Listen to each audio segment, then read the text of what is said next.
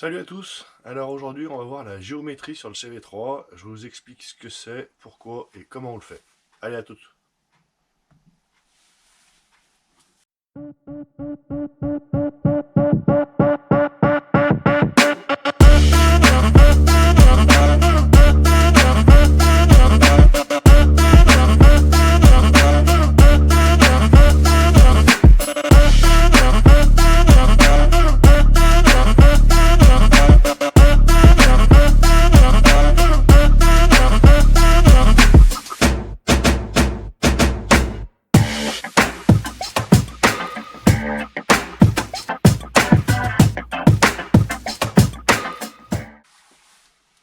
Alors, la géométrie, qu'est-ce que c'est? Plus communément appelé le parallélisme. C'est tout simplement mettre les roues, comme porte son nom, parallèles en fait à l'axe du véhicule, à l'axe central. Donc mettre nos roues droites en fonction des valeurs constructeurs préconisées. Donc on va voir comment ça se passe là-dessus. J'essaierai de vous mettre en lien, il y a la petite notice exprès pour savoir comment on règle, exactement qu'est-ce qu'il faut faire. Donc j'essaierai de vous la mettre en lien, sinon allez sur le groupe CV3FR, bien évidemment. Donc pour commencer, on va se mettre sur le scout et je vais vous faire voir tout ce qu'il faut démonter.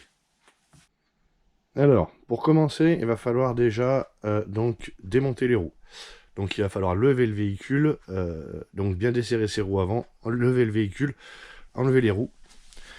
Et ensuite, il va falloir enlever donc les deux étriers de chaque côté qui sont maintenus avec cette vis là et cette vis là pour pouvoir les retirer. Et après, il va falloir qu'on remette les roues.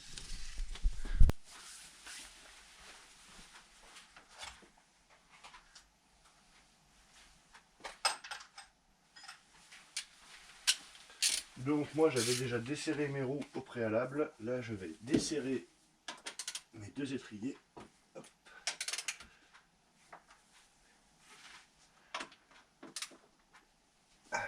Voilà.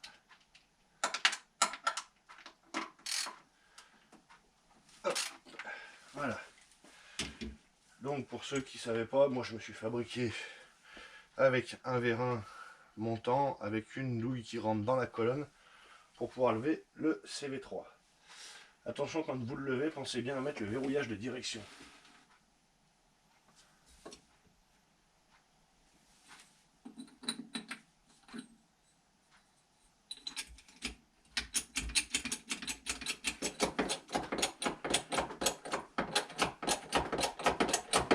Voilà.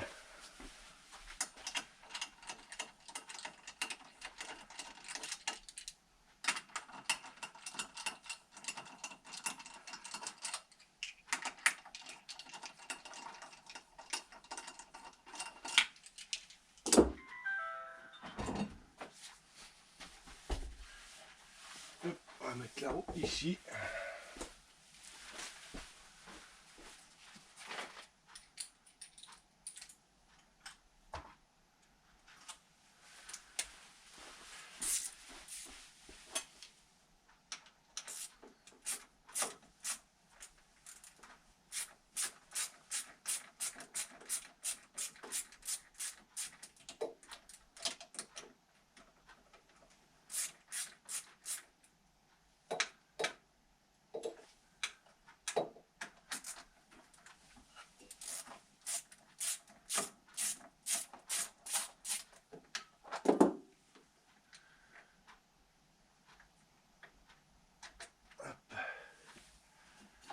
Donc on force un peu sur l'étrier pour repousser les plaquettes et l'étrier il sort.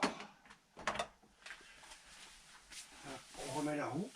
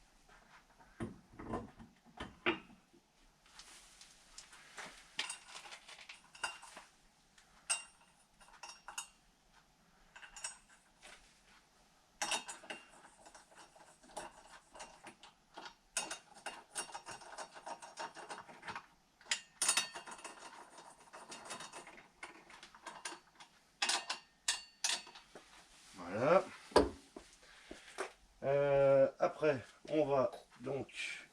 Oui, je peux l'enlever visiblement. J'en ai pas besoin.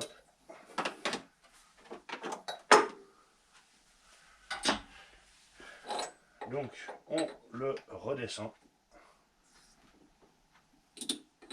Et on va venir serrer les roues au couple. J'ai ma clé dynamo qui est là.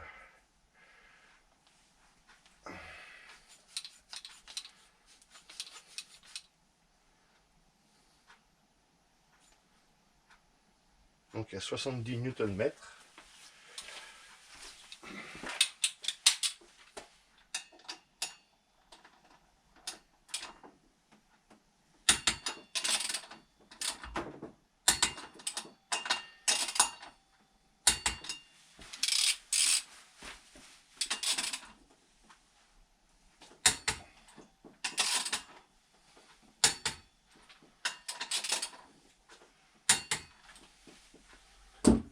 Voilà, donc là maintenant, à proprement dit, on va pouvoir commencer à vérifier donc la géométrie. Il vous faudra quand même quelques outils, notamment, donc il le précise dans la notice, un télémètre. Donc moi j'ai acheté un petit télémètre sur Amazon que j'ai payé 17 €. C'est le plus simple qu'il y ait, il prend juste les distances. Il n'y a pas de surface en mètres carrés comme certains ou quoi que ce soit, il y a uniquement la longueur. Point. C'est ce qu'il me fallait, ça me va très bien. Et c'est ce qu'il faut, pour faire la géométrie. En deuxième temps, il faut déverrouiller donc faut déverrouiller le roll lock. Moi je vais pas le faire tout de suite parce que je vais mettre des cales sous les roues et vous allez comprendre ce que c'est. Donc je me suis acheté moi des petites cales pivotantes comme ça, où je vais poser mes roues dessus, parce que quand il va falloir tourner un peu les roues, ça tournera beaucoup plus facilement avec ça. Donc moi je vais les caler déjà.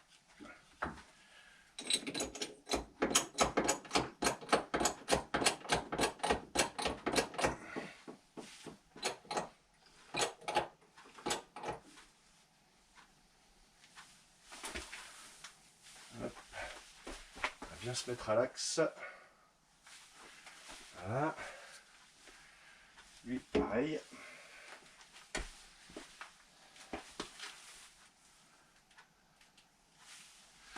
Ah, comme ça. Là on est bon. Allez, je viens le reposer dessus. Hop, ça je peux l'enlever, j'en ai plus besoin pour le moment. Une fois que ça c'est fait, on déverrouille. Voilà. Une fois que ça c'est déverrouillé, il faut mettre le guidon droit. Donc vous mettez votre guidon droit par rapport au carénage. Voilà, donc il faut mettre votre guidon droit, donc par rapport à votre carénage en bas, là ici, de chaque côté, vous essayez d'y mettre droit. Et sinon, moi je le fais aussi avec le bord du guidon quand je me mets au-dessus, et je l'aligne ici. Voilà, donc après, ce qu'on va faire, il va falloir prendre les dimensions qu'on a au niveau des biellettes de direction qui sont là derrière, de chaque côté. Je vais essayer de vous faire voir, mais c'est pas évident. Alors, j'ai calé comme j'ai pu, mais c'est pas évident. Donc on va venir prendre le premier point ici, là, j'espère que vous le voyez, jusqu'à ici. Voilà, donc je vais prendre mon télémètre laser. Hop. On va se mettre bien au centre.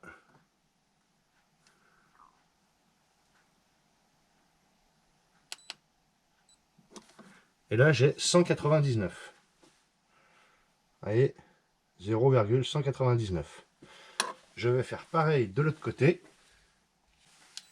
Hop, donc je le remets à 0. Et je viens me caler là, ici. Alors putain, c'est pas pratique par contre, parce qu'il faut le tenir. Et en même temps, appuyer sur le bouton.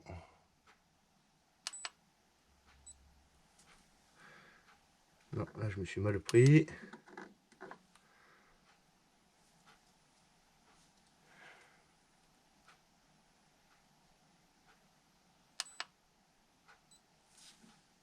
là, voilà. Et là, j'ai aussi 199. Voilà, donc là, pourquoi j'ai fait ça? Tout simplement pour vérifier que, que ma direction, que mes deux rotules sont droites, sont alignées, donc mon guidon, lui, est droit. Si jamais vous aviez le guidon de travers, vous auriez eu, allez, je vais exagérer, hein, il y aurait eu 150 de l'autre, d'un côté, et 250 de l'autre, ce qui fait que les roues auraient été complètement de travers. Donc là, je sais que mes deux roues sont parallèles et sont droites à mon guidon. Moi, je l'ai fait au télémètre laser, mais si jamais vous n'avez pas ça, vous pouvez le prendre avec un pied à coulisse. Par contre, il faut un pied à coulisse de 250 mm. Moi, j'en ai un que de 200. Sinon, à la rigueur, vous pouvez même prendre 1 mètre. Je vais vous faire voir. Alors moi, je me suis fait des petites pièces 3D exprès pour monter sur les vis. Donc, admettons, là, je vais me prendre à l'extérieur ici. Allez, j'ai... on va bien se prendre là, au milieu. Hop, là au milieu j'ai 23,7. Je vais faire le tour.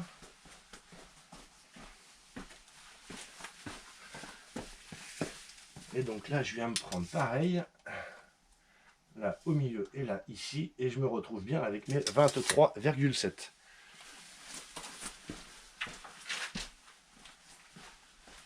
À la rigueur, j'ai même envie de dire, c'est peut-être même plus pratique avec 1 mètre qu'avec le télémètre laser à cet endroit-là. Après, lui, le télémètre laser, il va nous servir à définir si on a du pincement ou si on a de l'ouverture. Alors, qu'est-ce que c'est le pincement? Qu'est-ce que c'est l'ouverture? Le pincement et l'ouverture, c'est deux positions dans lesquelles peuvent être les roues. Le pincement... Alors, attendez, je vais me mettre face à vous. Hop là. Le pincement, quand on regarde le véhicule, le pincement, les roues vont rentrer à l'intérieur. Quand on regarde l'avant du véhicule. Et de l'ouverture, elles vont s'ouvrir. Ça porte tout simplement son nom. Quelle est la cause, enfin quel est l'effet quand on est réglé dans un sens ou dans l'autre? Le problème de l'ouverture, c'est qu'on aura une, comment je vais dire, une bonne tenue de route en virage. Donc il aura tendance... le cul aura tendance à vouloir passer devant. Le seul souci, c'est qu'on risque d'avoir des louvoiements, des tremblements, etc. Et en ligne droite, ça peut être dangereux. Le souci du pincement, s'il y en a trop, pareil, c'est que dans les virages, il sera instable et vous risquez de tirer tout droit. Mais par contre, on aura un peu plus de confort en ligne droite. Le problème sur le CV3, c'est qu'on ne peut pas mettre les roues droites parce que, vous avez certainement dû voir mes vidéos d'avant, on retrouve énormément de vibrations dans le guidon. Donc j'ai contacté, comme je vous ai dit, un garage à Lyon, à Villeurbanne, qui est l'agent Franck Bouvet, agent Kimco Sim, et qui m'a dit, attention, il m'a dit, il faut mettre du pincement. Il m'a dit, moi, quand j'ai des soucis, je mets du pincement, et la plupart du temps, ça règle le problème. Je ne mets pas l'équilibrage là-dedans pour l'instant. Moi, aujourd'hui, je vais changer mes pneus. Pour les pneus avant, bon, je pense pas vous le faire, hein, vous démontez les 3 écrous, machin, patati patata. L'équilibrage, vous avez vu comment on le faisait. Je vous ferai voir ça pour le pneu arrière. Donc je vous disais, oui, il faut mettre du pincement. Généralement, ça résout beaucoup de problèmes. Et donc moi, je l'ai fait dans la semaine, un peu à la volée avec 1 mètre. Bon, c'est pas très précis, mais effectivement, j'avais plus de vibrations. De temps en temps, un petit peu. C'est pour ça d'ailleurs que je change les pneus. Je sais que je sais plus si c'est celui-là. Ouais, c'est celui-là où il y en a une tartine. Celui-là, il tourne pas rond, il a une légère bosse. Ils sont un peu déformés. La qualité est moindre, hein, quand même. Donc voilà. Donc, pour savoir si on a de l'ouverture ou du pincement, moi, j'ai au préalable, je pense que vous le voyez sur celle-là, collé du scotch sur le disque, donc de chaque côté, devant, derrière.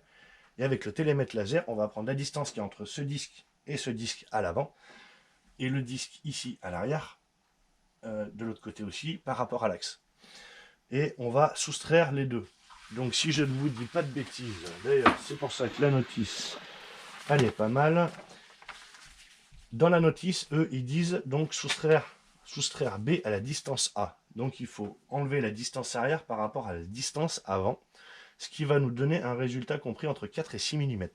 Le seul souci dans leur notice, c'est que si on fait ça, ça va nous donner de l'ouverture. Donc on aura toujours des tremblements et ça ne sera pas vraiment terrible. Nous, on va faire l'inverse pour avoir du pincement. Donc il va falloir bien soustraire la distance B à la distance A, mais elle va falloir se retrouver en négatif, donc avec moins 4 et moins 6. Les tests, moi, que j'ai pu faire, déjà, sont particulièrement portés au niveau de l'espace total, quand on divise, d'être à entre moins 4 et moins 5. Donc, on va commencer, hop. Donc on va prendre le petit laser, je ne sais pas si vous le voyez, le laser, là, hein. On se met bien à plat sur le disque, on se met à la hauteur de l'écrou. Là, j'ai donc 382. On va faire pareil pour l'arrière. Hop.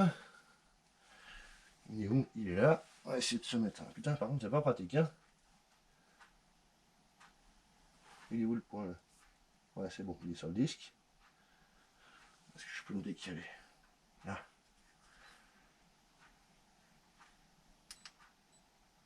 Là, j'ai 383. Donc, si on fait 383 moins 382, on se retrouve à moins 1. Donc, j'ai 0,5 d'ouverture au total. Donc, il va falloir qu'on se retrouve. Il va falloir qu'on resserre un petit peu. Donc, pour resserrer, on va jouer donc sur les biellettes qui sont en haut. On va jouer sur la molette qu'il y a ici. Donc là, ici, c'est du 17, et là, au milieu, c'est du 14. Pour valider quand même vos références, je vous conseille de vous y reprendre à plusieurs fois. Donc on va refaire celui de devant. Allez, donc celui de devant, on est à peu près à l'axe. Vous voyez, là, ça me donne 382, donc on est toujours bon. On va faire le même ici. Hop. On va se mettre à peu près à l'axe. On est pas mal. Si je pouvais le tenir par là. C'est pas pratique hein, leur truc. Putain.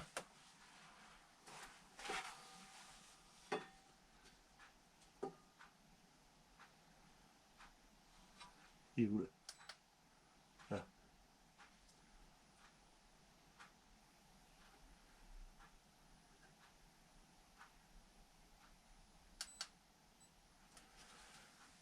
Et là, oui, j'ai 382, donc je suis à 0. Je vais essayer de prendre de l'autre côté pour voir ce que ça donne.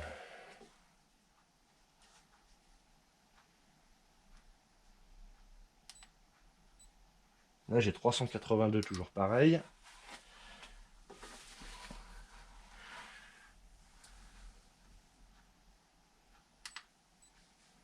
Là, j'ai 382. Vous voyez? Donc, on est à limite à 0.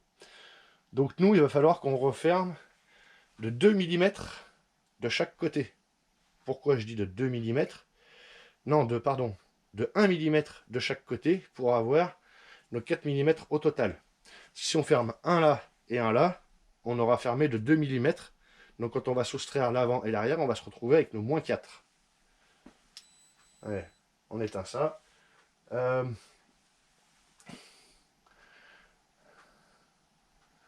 Pour ça, on va prendre un petit pied à coulisse.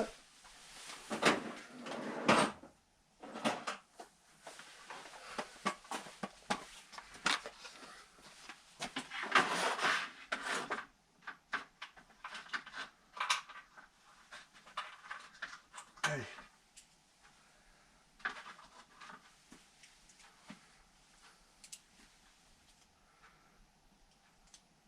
Ouais, bon, il déconne. Ouais, allez, laisse tomber. Je crois que celui-là, il va finir à la poubelle. On va en prendre un autre. Il est où? Je l'ai rangé ce matin, normalement.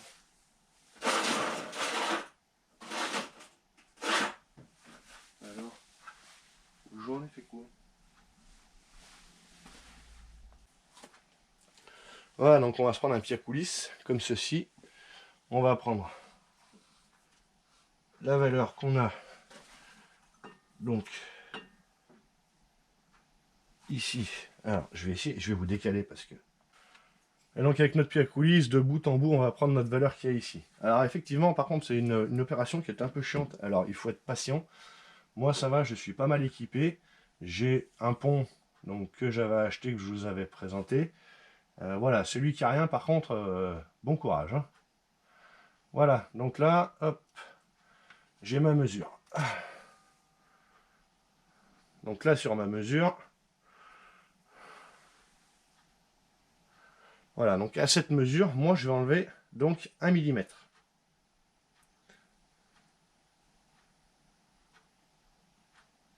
Hop, voilà. Donc là, j'ai enlevé 1 millimètre.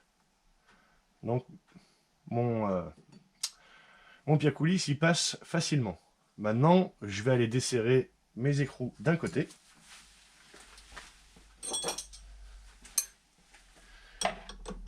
Alors, celui-là, je ne me rappelle plus si c'est en bas ou en haut. Non, c'est en haut, je crois. Ouais.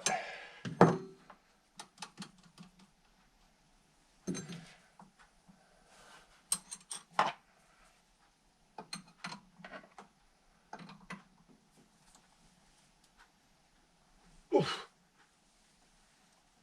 Ah, putain. Je crois qu'il y a le con qui l'avait serré la dernière fois, mais il a serré fort. Voilà, donc pour refermer, on va tourner la molette de la rotule dans un sens ou dans l'autre. Alors, pareil, on essaye de se mettre par rapport à ici. Et donc, on va refermer.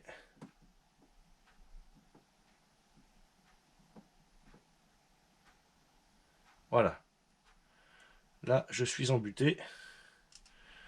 Donc, on est bon. Maintenant, je viens resserrer mes deux écrous pour éviter tout jeu et prendre mes bonnes mesures.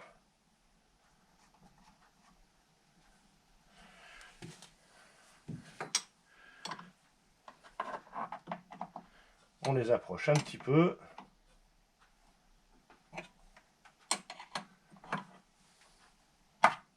Pas pratique. Pas grand chose de pratique.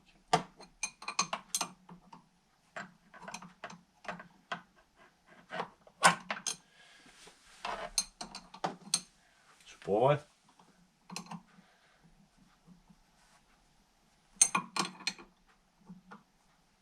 Voilà.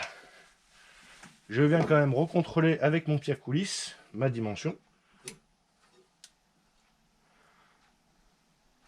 Ah.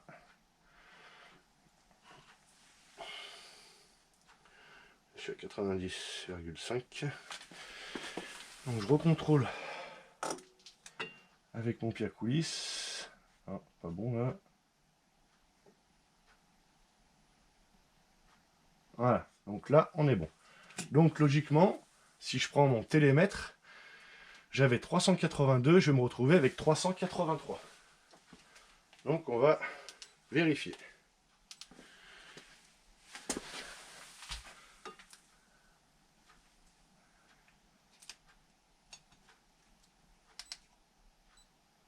Ah bah non, non. Non, je peux pas me retrouver avec 383 si je referme. J'aurais dû me retrouver à 381. Donc là, j'ai été un peu loin. Je suis à 380. On va prendre une autre mesure, par exemple un peu plus au bord. Je me retrouve à 380. On va essayer de remonter un peu par rapport à l'axe et de changer. Voilà. Je me retrouve toujours à 380. Donc là, j'ai été un peu trop loin. Donc on va revenir un chouïa en arrière.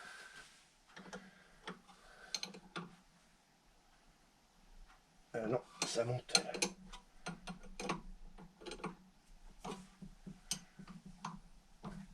Voilà. On va faire un petit tour. Voilà.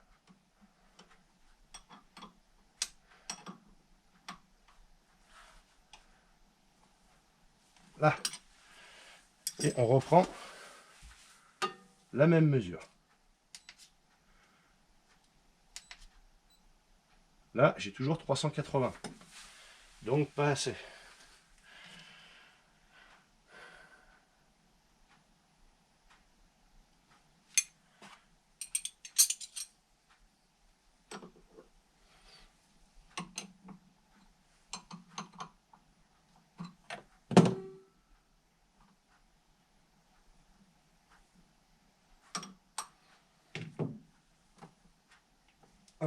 faire à la main.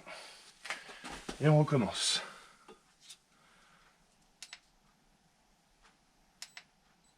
Toujours 380. Voilà, donc moi je vais continuer et je vous reprends après. Bon, j'y suis pas arrivé, tout simplement parce qu'en fait le télémètre il est pas fiable. J'avais beau bouger, j'avais beau serrer et desserrer, je restais toujours dans la même position, donc j'ai décidé de changer de matériel. J'ai été me chercher un petit pied à coulisses Parkside, donc pied à coulisses numérique, bien évidemment. Et j'ai vérifié avec mon maître, et effectivement, j'étais pas bon du tout. Donc le télémètre laser, je vous le déconseille au final. Je vous mettrai pas le lien parce que ça sert à rien. C'est certainement bien utilisé dans le bâtiment, etc. Mais pour prendre au millimètre près, il ne détecte pas forcément. Donc c'est pas pratique. Donc je suis reparti à zéro. Donc on va reprendre à zéro. Allez, je vous fais voir les valeurs que j'ai au niveau des biellettes et comment je les prends. Donc je les prends toujours au même endroit, mais avec mon petit pied à coulisses. Donc on fait bien attention qu'il soit à zéro, bien évidemment. Et je viens prendre donc de bout en bout.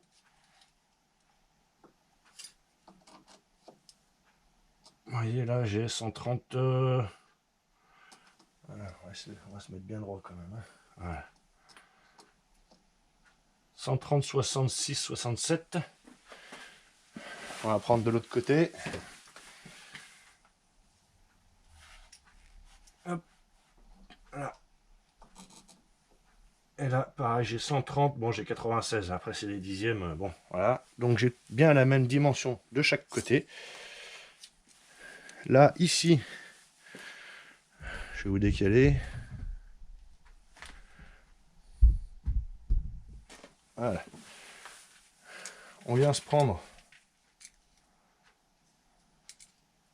Hop, on essuie les bords pour enlever la poussière. Voilà. On vient se prendre à le bord du disque. Pareil. Toujours dans l'axe. Là, je me retrouve avec 144,60. Donc 144,60. Et donc, je fais pareil de l'autre côté.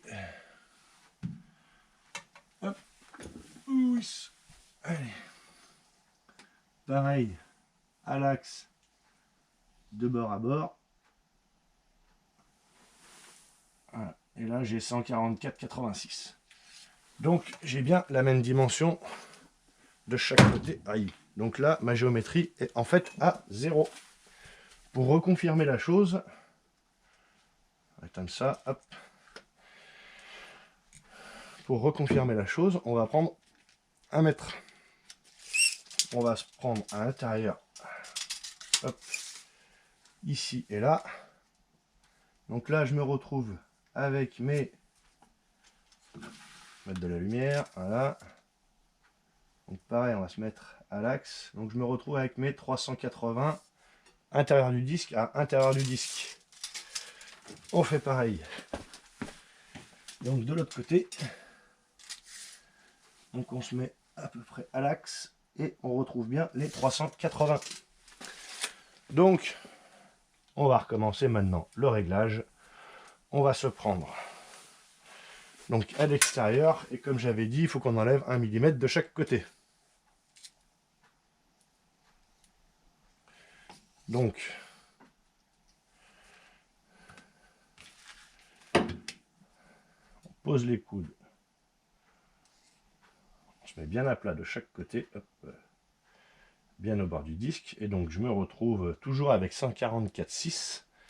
Donc on va enlever 1 mm. Donc on va se mettre à 143,6. Hop, j'étais trop loin. Là aussi. Ouais, 144, 50, 143, 59. Ça fera l'affaire. Donc je verrouille mon pied à coulisses. Hop. Je le passe ici et je vois que j'ai rien. Donc ça touche pas. Donc là, maintenant, on va pouvoir jouer. Hop. Pareil, hein, avec un pied à coulisse, c'est pas pratique. Hein, parce qu'il faut pouvoir le tenir. Et en même temps, être dans l'axe de partout. Et donc, on va venir... Alors, je me rappelle plus. Là, si je tourne, je vais serrer. Donc, il faut que je desserre.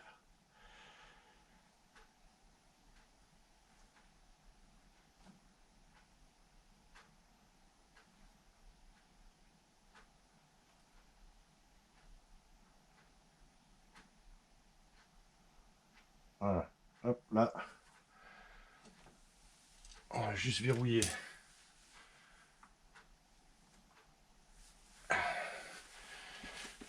Les écrous. Donc je me reprends.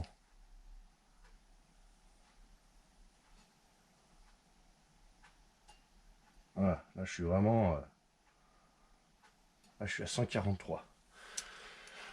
Donc logiquement, de l'autre côté, je dois me retrouver avec 1 mm de plus. Donc 145 et quelques. Donc pareil, on recommence de l'autre côté.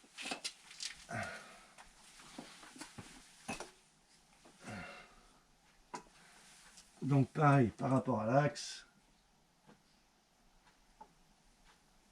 Voilà, je me retrouve avec 145,7. Donc là, on est bon pour ce côté-là. Maintenant, on va faire celui-là. Donc là, on prend nos 143,6 qu'on avait et on va renlever 1 mm, donc 142,6.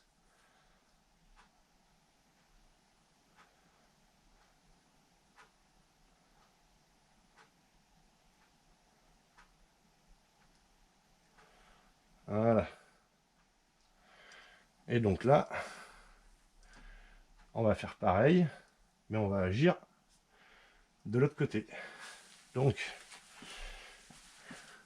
celle-là, c'est... Dans quel sens? Celle-là, je monte, je crois. Ouais, donc il faut que je descende. Ok, alors, on se remet dans l'axe et on descend.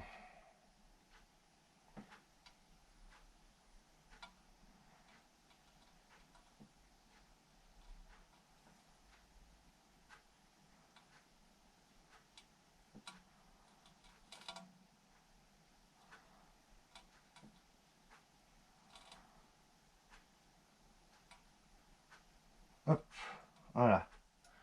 Là, je suis embuté, donc je viens verrouiller mes deux écrous. Hop.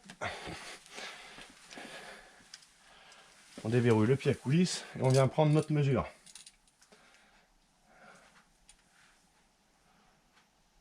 Donc dans l'axe, hop, on vient là. J'ai bien mes 142,6. Voilà, je ne sais pas si vous le verrez à la caméra. En plus, j'ai ma grosse tête devant.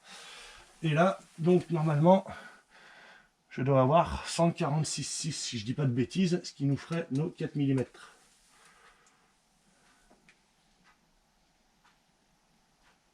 Voilà, bon, j'ai 146,4. C'est pas non plus...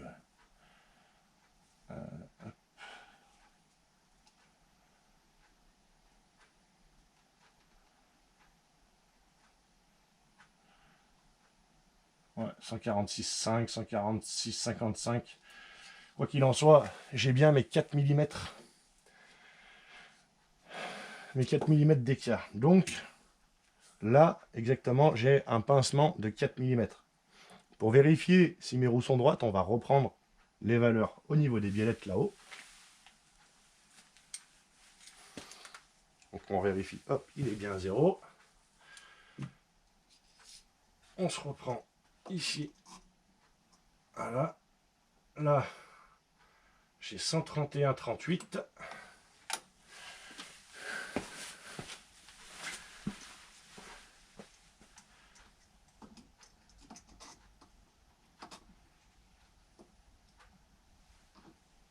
Et là, j'ai 131,43. Donc là, on est bon. Voilà, donc là, on est sûr vraiment que j'ai mes 4 mm de chaque côté pour confirmer la chose, c'est vrai que je ne vous l'ai pas faite juste après. On va prendre le mètre, on va quand même vérifier.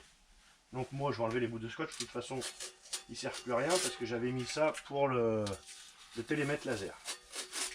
Hop. On enlève. Et on enlève. Voilà, poubelle. Donc on prend, pareil, le mètre. Après, si vous n'avez pas de pied à coulisse numérique, vous pouvez prendre un pied à coulisse standard, mais c'est un peu plus compliqué à lire, j'aime pas trop. C'est pas pratique. Je sais pas bien les lire. Surtout ça. Alors, on va prendre ici. Donc, on se met dans l'axe. Donc là, j'ai 378. 378. Donc, moins mes 2 mm, plus si on rajoute 2 mm, ça fait 380. Donc, on est bon. Et à l'arrière, on fait pareil. J'ai 382. Donc 382 moins 378, ça fait moins 4. Donc on est bon. Donc mon pied à coulisse il est juste. Mon mètre il me confirme la chose. Et le télémètre, et ben on se le met dans le... Voilà, ça servira à dimensionner la taille des hémorroïdes. Donc voilà, donc bien évidemment par la suite, on n'oublie pas de verrouiller. C'est, je vais le faire en même temps que je vous le dis, comme ça je n'oublierai pas. On n'oublie pas de verrouiller bien évidemment sa direction sans faire bouger la vis principale, sinon il faudra recommencer. Hop. Donc, un petit coup de serrage. Hop.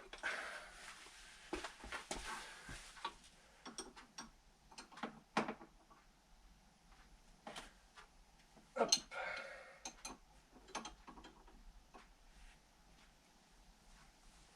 Hop. Voilà. Et histoire de dire qu'on n'est pas bougé, et ben on reprend les mesures. Allez, on est à 0. Hop, on fait de la place pour les coudes.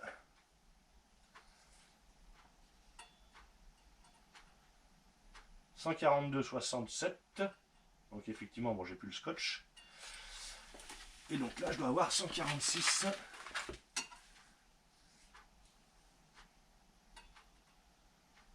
Eh oui, 146. Voilà. Pareil. 142, j'ai dit combien? 142,7. J'ai 146,5. Attendez. On va recommencer.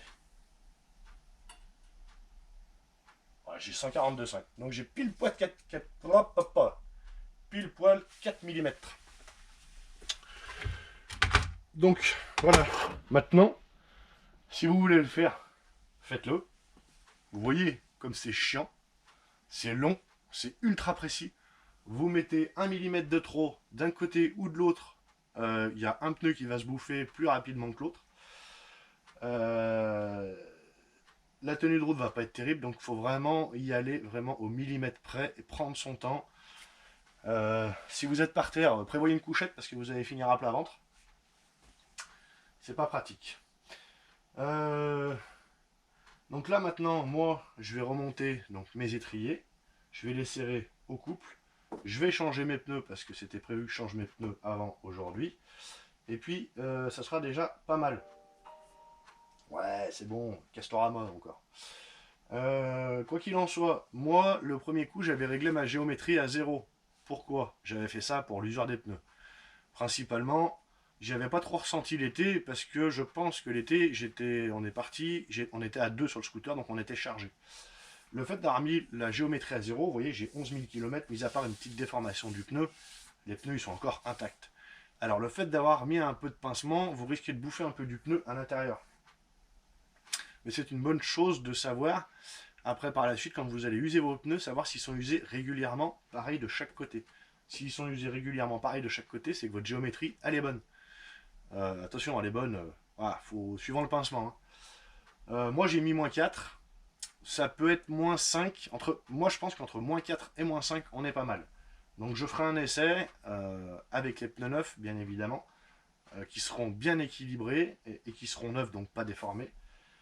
Et puis, voilà. J'espère que vous avez compris le réglage de la géométrie.